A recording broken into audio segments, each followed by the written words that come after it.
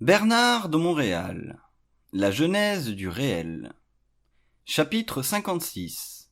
De la nature du bien et du mal. Comme l'homme involutif est doté de facultés primaires et arbitraires, sa notion du bien et du mal ne dépasse pas le seuil de sa philosophie morale ou de son éthique religieuse et spirituelle. Cette dualité représente la nature humaine déchirée par l'inconscience de la vie qu'elle ne comprend pas, et dont la vision n'est soutenue que par une intelligence réflexive sans puissance créative. La dualité du bien et du mal crée une tension permanente dans la conscience humaine. Elle converge vers une illusion malsaine qui retarde la manifestation intégrale de la conscience universelle de l'être. Prisonnier du bien ou du mal, il se méfie de lui-même et des autres et entrave ainsi la bonne marche de la vie. Les secousses qu'il vit à l'intérieur de la polarité affaiblissent son intelligence créative, car la source de sa conscience n'est jamais fondée sur l'intelligence créative, mais sur l'intellect réflectif. Si la conscience est divisée entre le mal et le bien, c'est à cause de la limitation du seuil mental de l'homme, et non de sa réalité qui est fondamentalement créative. L'universalité de la conscience sera impossible tant que l'être humain n'aura pas mis de côté ses prétentions au bien ou au mal pour se plonger à fond dans le mouvement dynamique et créatif de la vie conscientisée. Les horreurs de l'histoire sont les erreurs de la philosophie, et les horreurs de la philosophie naissent de la réflexion arbitraire de la conscience humaine retranchée derrière l'ego.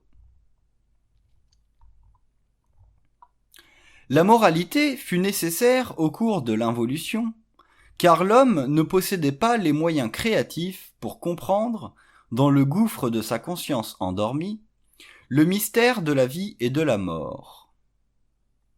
La dualité fut pénible et supportée par l'humanité des siècles durant.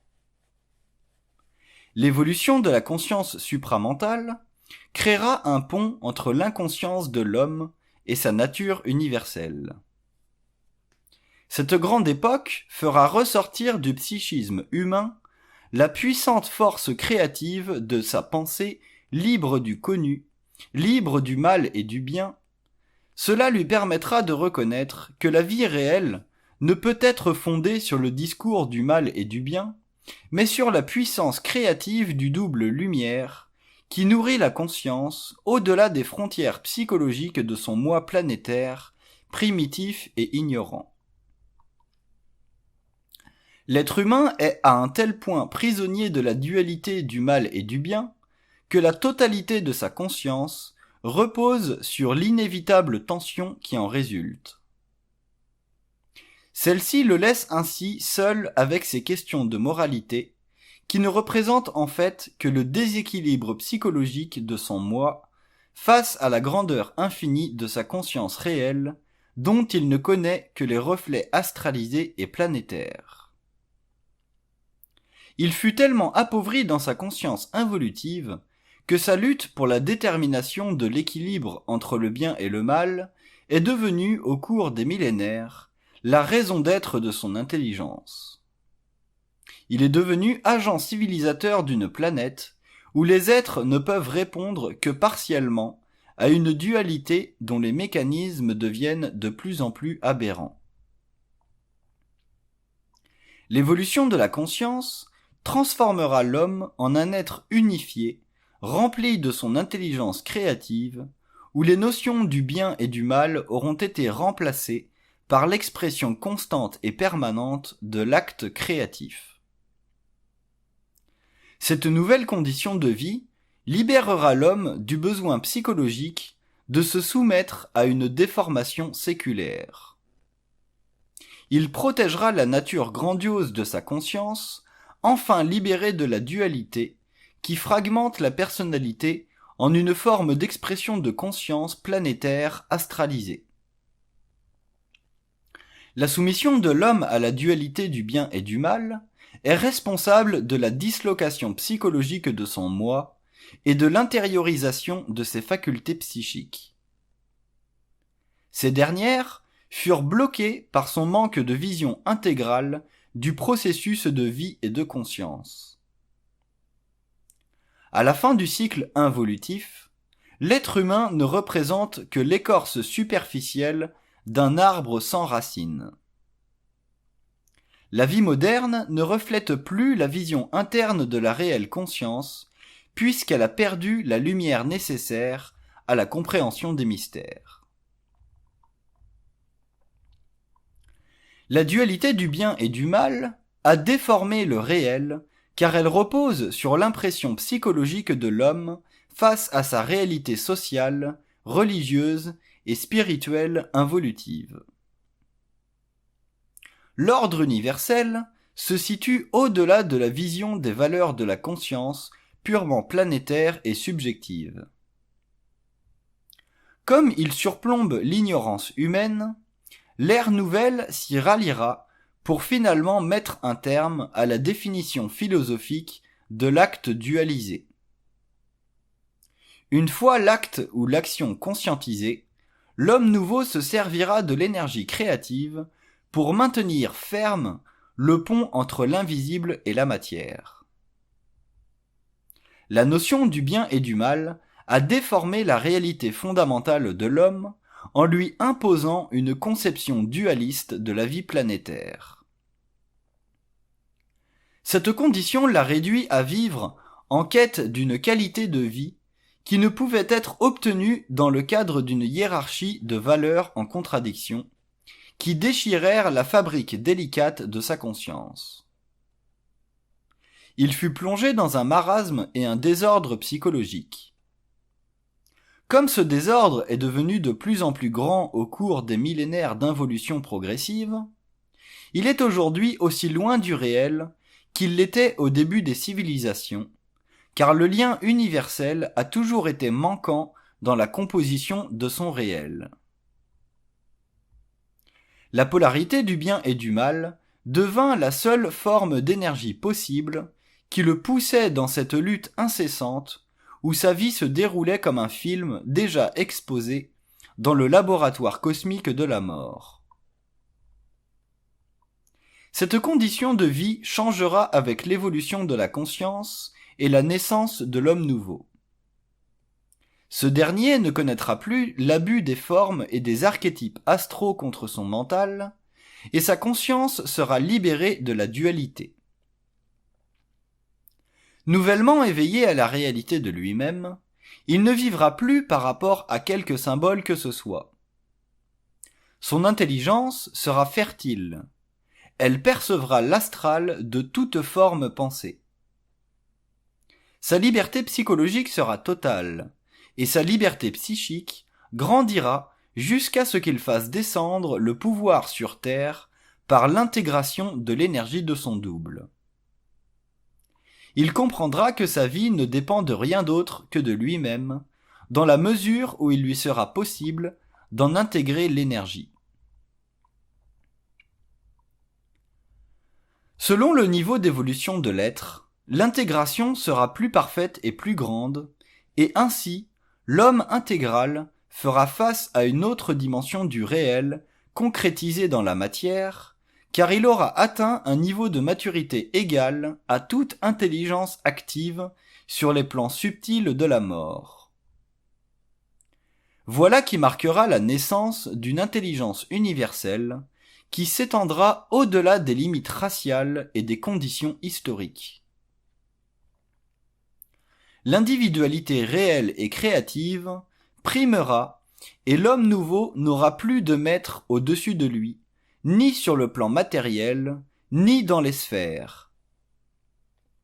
Sa pensée supramentale aura remplacé la pensée spirituelle.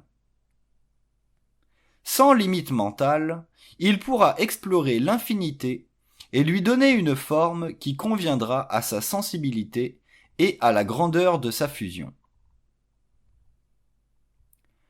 La conscience involutive s'est figée dans la polarité du bien et du mal, car l'homme n'avait pas accès à une conscience éveillée à la réalité supramentale de sa personnalité planétaire. Pendant des millénaires, il a été le seul observateur de la vie, alors que l'autre partie de lui-même, dimension cosmique et universelle, demeurait impuissante à lui faire réaliser que son êtreté est subtilement liée à un autre niveau du réel, auquel il ne peut participer consciemment que dans la mesure où son centre mental supérieur est en liaison mentale intelligente avec lui. Le lien universel entre l'homme et les plans de vie supérieurs est essentiel pour que disparaisse de sa conscience la polarité du bien et du mal. Seule l'intelligence universelle peut lui faire comprendre les illusions de la vie égoïque, afin qu'il se libère de l'infortune planétaire. La conscience humaine ne peut jouir de la réalité que si elle est éveillée à son unité en premier lieu. L'évolution permettra à l'homme de comprendre la permanence de sa réalité et de ne plus souffrir de la vision de son être qui cause la dualité et est responsable de la déchirure de son moi existentiel. La conscience supramentale évitera les pièges de la dualité du bien et du mal, car elle reposera sur la conscience de la forme et non sur son asservissement à celle-ci. L'homme conscient ne vivra plus de l'autorité de la conscience planétaire de l'humanité inconsciente, pour donner à sa vie la tonalité nécessaire à sa permanence créative. Il connaîtra par lui-même l'ordre des lois profondes du respect de ce qui fut créé. Il démontrera par la consistance de son être à s'élever au-dessus des forces qui détériorent la qualité de la conscience, que le bien et le mal sont des aspects involutifs de la conscience égoïque, qui n'a pas encore atteint le stade de la pleine maturité de la conscience, éveillée à la réalité de la vie à travers le véhicule humain. L'être involutif subit la polarité du bien et du mal parce qu'il ne possède pas l'autorité de sa conscience universelle.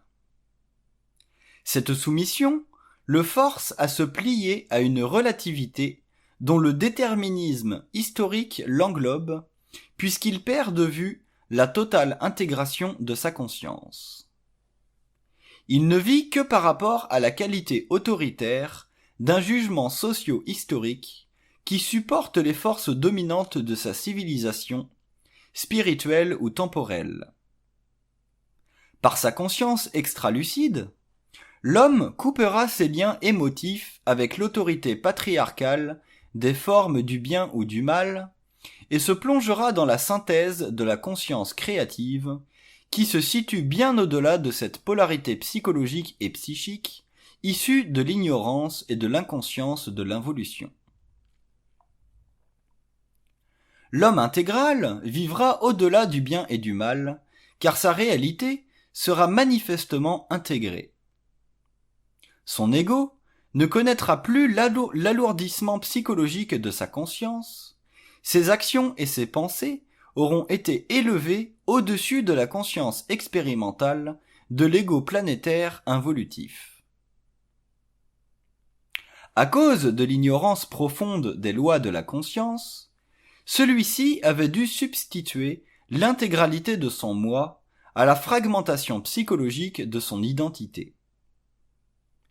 Les maux de l'humanité sont causés par la dualité du bien et du mal. Ce principe manichéen fut constamment utilisé sur le plan astral pour brouiller la clarté de l'intelligence de l'homme et le garder prisonnier de l'expérience de l'âme.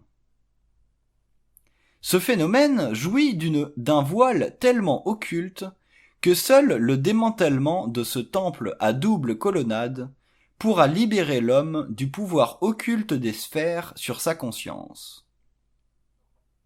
Celle-ci est totalement perméable à l'influence qui détruit sa volonté ou bloque son accès à elle, à travers le mécanisme planétaire de la culpabilité. Il en souffre à partir du jour où il commence à prendre un peu conscience de la violabilité de sa conscience non intégrale.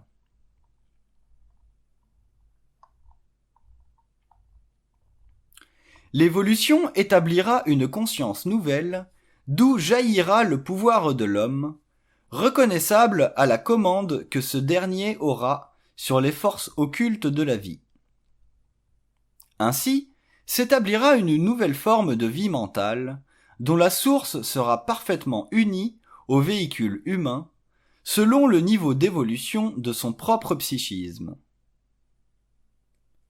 La transformation du psychisme de l'homme concordera avec la synthèse du bien et du mal, qui libérera l'ego des illusions psychologiques du moi et des mécanismes internes rattachant l'homme à la mémoire des formes polarisées, qui bloquent le passage de l'énergie de la conscience créative. La dualité du bien et du mal entrave l'évolution de la conscience humaine, car son regard se penche constamment sur la déformation relative de la réalité. Le bien et le mal évoluent selon le raffinement psychologique de l'ego, alors que la conscience de l'homme doit naître de l'universalité de la lumière et de l'intelligence créative. Voilà ce qui diminue l'accès à la pluralité synthétique de sa manifestation créative, dont le pouvoir d'expression demeure fixé dans la gestion absolue des lois de l'intelligence. Cette condition, une fois établie dans la conscience, fera de l'homme un être parfaitement équilibré dans sa manifestation psychologique et psychique. Il ne souffrira plus du doute et des interférences existentielles dues à une vie qui ne sait pas s'exécuter selon les lois de la lumière. L'homme nouveau démystifiera le pouvoir du bien et du mal sur sa conscience et le remplacera par le pouvoir créatif de sa conscience en harmonie avec les lois de l'intelligence supramentale. Cela lui permettra d'adoucir les rigueurs de sa vie psychologique et de reconnaître en lui-même la source infinie de la créativité à travers un mental exercé dans la reconnaissance de son lien universel avec le double, l'image miroir de sa réalité. Transformée, sa conscience deviendra un véhicule d'expression de ce qui, en lui, répond au plus haut niveau de la réalité évolutive possible, selon la période et le temps à l'intérieur duquel il découvrira les lois de l'énergie qui sous-tendent la totalité de l'organisation psychique et matérielle de l'homme.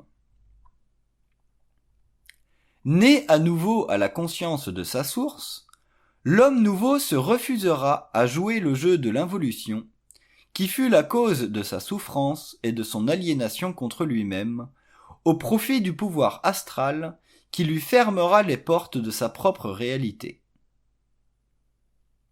Instruit finalement de lui-même, l'être conscient ne sombrera plus dans le doute psychologique du moi. Il aura enfin accès à la totalité de sa conscience planétaire et cosmique. Le lien universel entre l'homme et les sphères de l'intelligence sera établi et ne pourra plus être rompu par les forces astrales involutives du monde de la mort. Le siège de ces forces se situe dans les mondes anti-lumière, anti-esprit, dont la réalité fut cachée même aux âmes qui, depuis des millénaires, ont repris le chemin de la mort après la courte durée de leur conscience planétaire.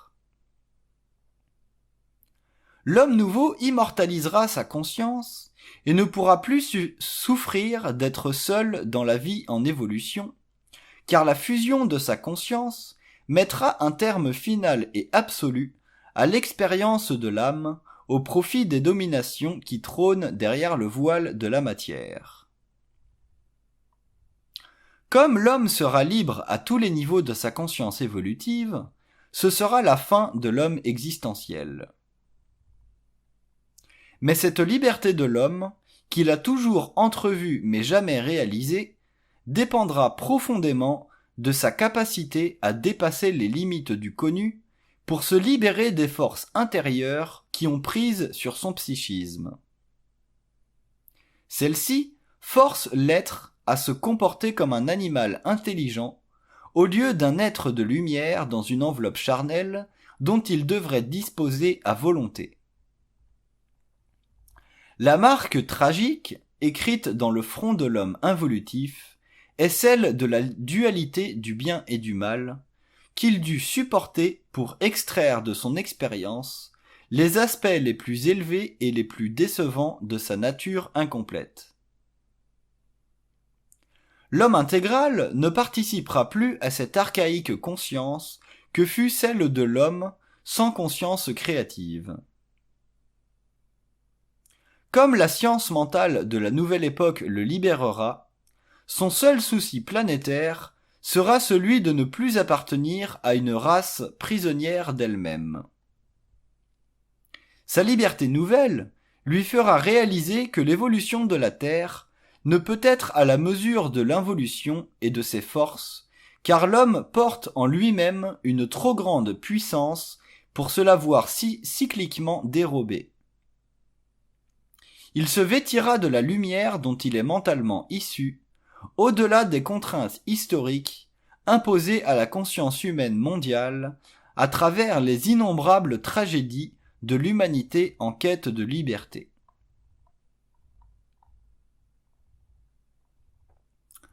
La polarité du bien et du mal, ainsi que le déchirement de la conscience face à elle, témoignent de l'impuissance de la conscience humaine à s'harmoniser à l'énergie créative du double. La polarité du bien et du mal réduit l'être à l'expérience psychologique de l'ego, ce qui crée en lui une tension psychique permanente. De ceci naît le doute dans le mental, qui affaiblit en définitive la conscience de l'homme, sa volonté et son intelligence créative. Tant qu'il ne sera pas libéré de cette polarité, il sera forcé de vivre sa conscience par rapport à la conscience sociale, incapable de découvrir son identité réelle. Tant que l'homme sera prisonnier de la dualité du bien et du mal, il lui sera impossible de développer une identité, car celle-ci ne peut être fondée que sur la manifestation créative de sa propre lumière. La conscience du double universel équivaut à une révolution dans l'évolution de la conscience, puisque l'intelligence humaine s'élève alors au-delà de la polarité du bien et du mal, imposée par une civilisation où l'homme n'avait pas encore atteint sa pleine maturité. Le développement de la conscience repose sur la capacité qu'a l'être de vivre sa conscience au-delà de la polarité du bien et du mal, car c'est au cours de ce processus évolutif qu'il se défera de l'action dégénérative de cette polarité sur ses corps émotionnels et mental. La cessation de l'émotivité dans le principe mental permettra à l'être en évolution de se fixer dans une autre conscience de la vie, libre de l'influence extérieure imposée par une société sans conscience réelle. La polarité du bien et du mal invite l'homme à substituer la réalité de sa conscience créative au profit de l'irréalité d'une conscience socialisée, ce qui en retour le rend victime des forces extérieures à lui-même. Voilà ce qui l'empêche de connaître la profondeur de sa propre vie créative. Le bien et le mal n'existent qu'en fonction de la division de la conscience face à la valeur de son action, alors qu'elle doit ultimement être indivisible, c'est-à-dire en harmonie parfaite avec sa source, dont la nature universelle ne fait aucun partage de la conscience de l'homme. La division de la conscience crée chez l'être involutif une anxiété profonde et subtile qui l'affecte sur le plan personnel, car il est toujours forcé de se vérifier par rapport à la conscience des autres. Cette vérification entraîne une perte d'énergie qui serait autrement utilisée si l'être pouvait vivre en fonction de sa conscience réelle. Comme la dualité du bien et du mal interrompt le courant d'énergie entre le double et l'ego, l'homme inconscient peut difficilement constater la nature de son intelligence créative. Cette dernière est bloquée par l'attention que porte l'ego à son système de réflexion afin d'agir de façon convenable aux yeux de la société. Dans le cas d'une action jugée négative, il réalise son manque de conscience, alors que dans l'action positive, il croit vivre une vie droite, sans être forcément intelligente, puisqu'elle est conforme à un consensus social. L'évolution de la conscience supramentale dépendra du lien étroit entre l'intelligence de l'action créative et la conscience universelle. L'être découvrira dans ce rapport sa conscience nouvelle, celle qui lui permettra de vivre finalement une vie intégrale, non conditionnée par l'expérience inférieure de ses principes, mais éclairée par le plan mental supérieur. La dualité du bien et du mal impose une version de la vie qui n'est pas réelle en soi, puisque la vie se situe au-delà du bien et du mal lorsqu'elle est vécue créativement.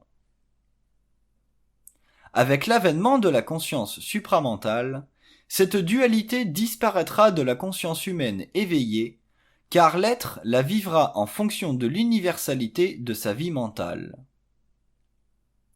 Voilà qui fera de lui un être émotivement dégagé de la tension psychique que crée cette dualité. Il projettera au fond de lui-même une conscience libre dans le sens intégral du terme. Créativement conscient, il n'aura plus à suivre les dictées d'une civilisation ou d'une société pour être en harmonie avec les hommes. Sa conscience représentera le plus haut niveau d'harmonie auquel l'être humain pourra accéder, ce niveau étant représentatif d'une conscience supérieure à celle de l'involution. La conscience du bien et du mal disparaîtra de la vie de l'homme nouveau lorsque ce dernier se sera élevé au-delà de la spiritualité astrale de l'âme. Ce mouvement ascensionnel le sortira de la conscience spirituelle. Celle-ci fut nécessaire tant que l'homme n'avait pas atteint la pleine maturité de son intelligence, mais elle deviendra superflue le jour où il la vivra en fusion avec l'énergie des sphères dont il est le véhicule matériel sur le plan physique de la Terre. Tant que l'être n'aura pas dépassé la conscience spirituelle, le bien et le mal demeureront les écueils de sa conscience en évolution d'expérience, sur lesquels viendront choir ses forces créatives. C'est à travers la conscience du bien et du mal que la lutte astrale se fait pour la conquête de l'esprit de l'homme.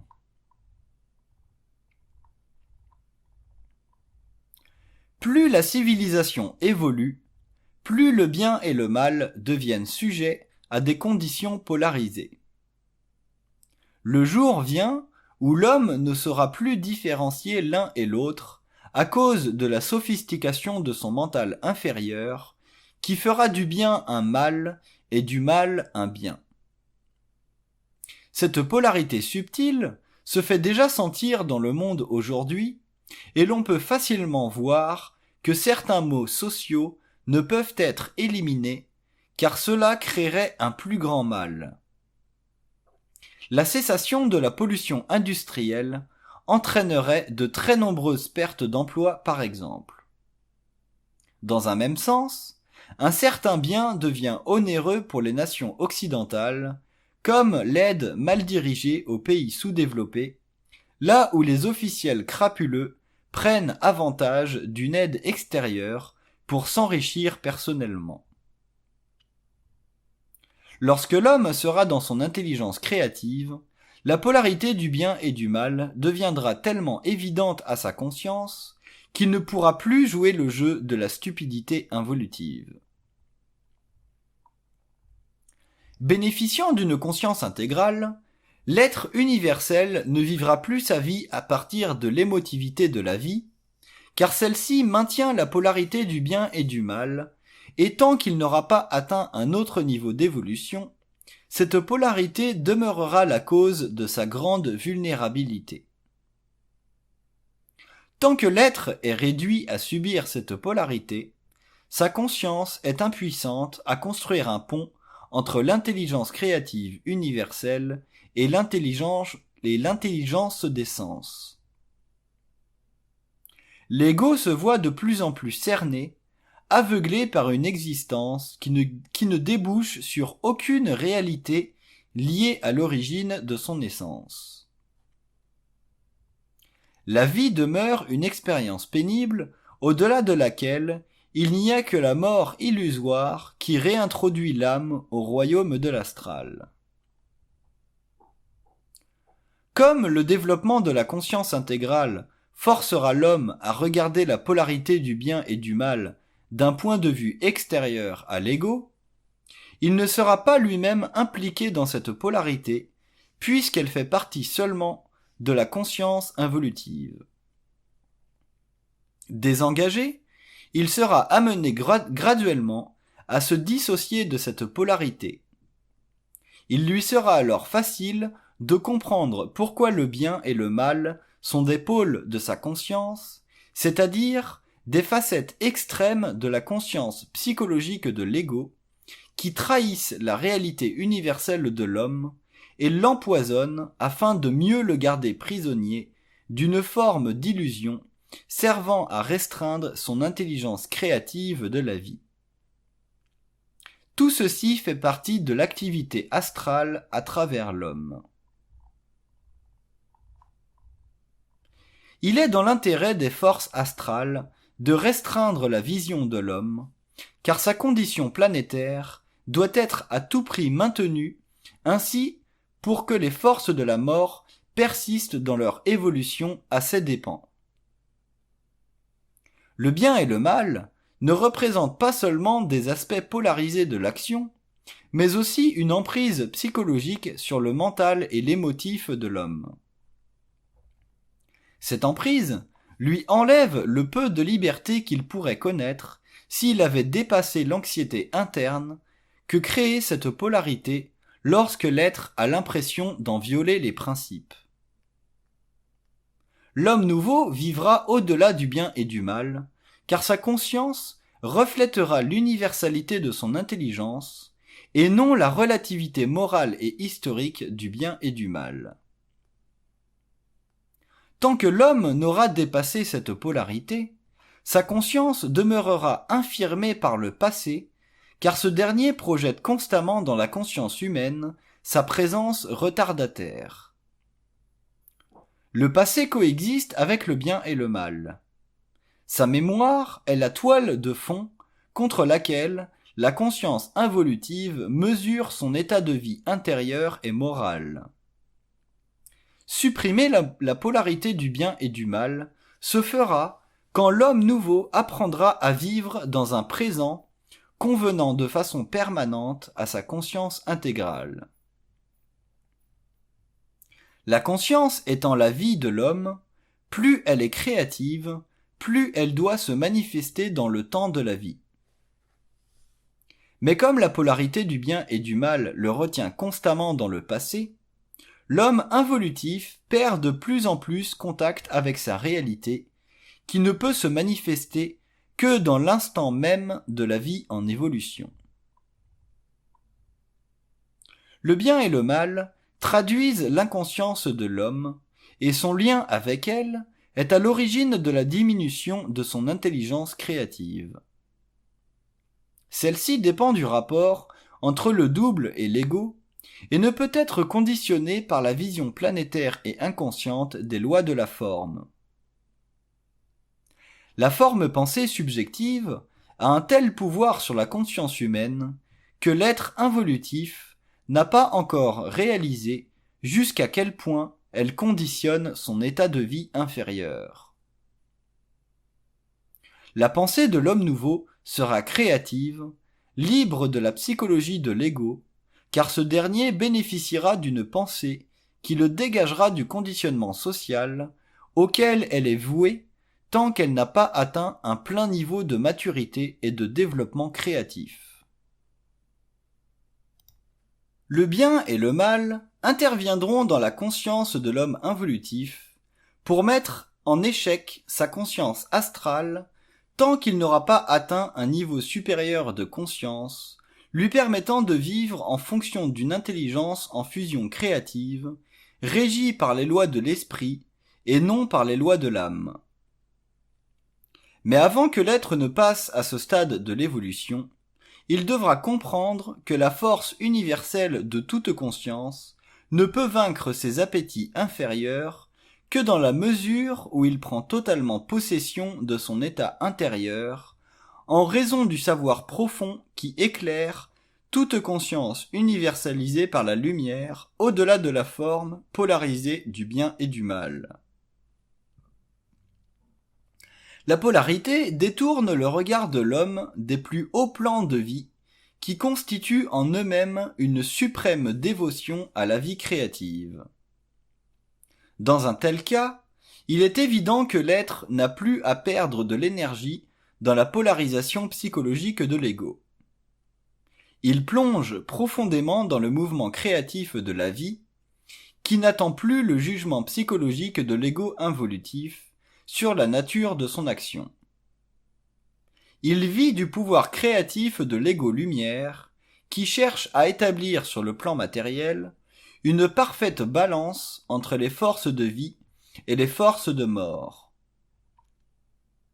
Le bien et le mal sont utilisés par l'astral pour avilir la conscience de l'homme ou le plonger dans une fausse sécurité spirituelle. L'astral entretient la culpabilité dans la conscience humaine à cause de la polarisation de l'ego. La mort sait comment l'homme souffre de l'anxiété existentielle due à cette polarité.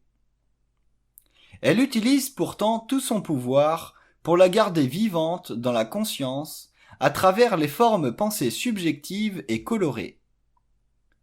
Cela lui permet de mieux la contrôler et l'empêcher ainsi de dépasser le cap cosmique du mensonge dont tous les hommes inconscients et involutifs sont victimes, autant dans le domaine des religions que des guerres, au nom de Dieu ou de Mars.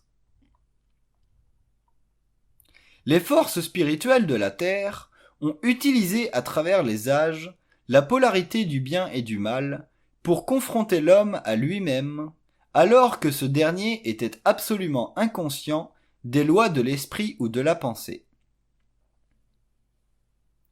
La notion du bien et du mal est à l'origine de la division de la conscience humaine, et cette division demeure aujourd'hui dans un temps où l'homme est prêt à prendre scientifiquement d'assaut le système solaire. Le pouvoir et la domination se manifestent à travers la polarisation dans la division de l'harmonie et de la conscience dans l'unification. Tant que l'homme involutif n'aura pas réalisé ceci, sa conscience personnelle ne pourra être réelle car elle sera naturellement conditionnée de l'extérieur à partir des idées issues de la conscience planétaire et sociale. Le bien et le mal déterminent chez l'être involutif la qualité de sa conscience. Cette dernière est involutive lorsque le mal et le bien sont des facteurs déterminants dans son développement. Quand celle-ci passera de l'involution à l'évolution, le bien et le mal ne seront plus des facteurs déterminants de la conscience. L'intelligence créative supplantera alors l'intelligence subjective de l'ego, faisant de ce dernier le support planétaire de l'énergie universelle du double, transférée à l'homme à travers l'actualisation d'une conscience supérieure. La dualité du bien et du mal crée dans l'homme une infirmité. Il devient alors impossible à ce dernier de vivre en fonction d'une science intérieure de l'ordre cosmique. C'est l'ordre cosmique créé et perçu par la conscience de l'homme nouveau qui rendra inutile la polarité historique du bien et du mal. Ce remplacement demandera une transformation profonde de l'ego, car l'équilibre de sa conscience antérieure devra être remplacé par un nouvel équilibre établi par sa fusion avec le double. L'homme devra être suffisamment sensible à l'énergie du double pour voir à travers les illusions subtiles de l'astral qui, jusqu'à la fin de l'involution, mèneront sa conscience dans un cul-de-sac, situation extrême où la polarité ne pourra lui donner la paix parfaite de l'esprit. Celle-ci ne peut naître que de la mise à mort définitive de l'astral en lui-même, qui permettra à l'homme de retourner à la source première de sa conscience. La polarité sert l'inconscience de l'homme, puisque cette dernière ne peut supporter le vide cosmique du mental réel. Ainsi, l'homme involutif, à travers le bien et le mal, se sécurise dans l'illusion de son état d'esprit.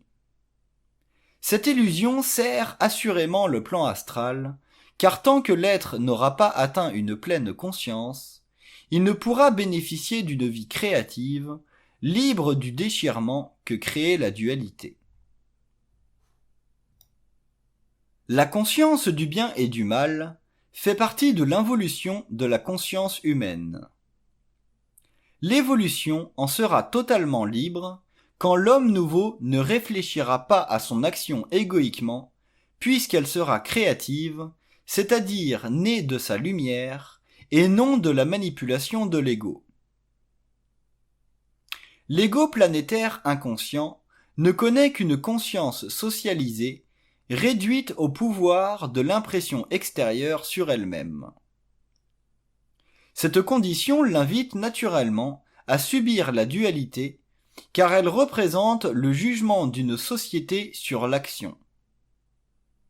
L'homme nouveau vivra au-delà du jugement social, puisque sa conscience sera plus élevée vibratoirement que la conscience socialisée de l'ego involutif. Ainsi, traitera-t-il de la vie et de ses actions en fonction de l'activité vibratoire et créative du double. Cette condition fera de l'ego un agent qui perfectionnera sa conscience au lieu d'être inconscient et abéti par l'astral.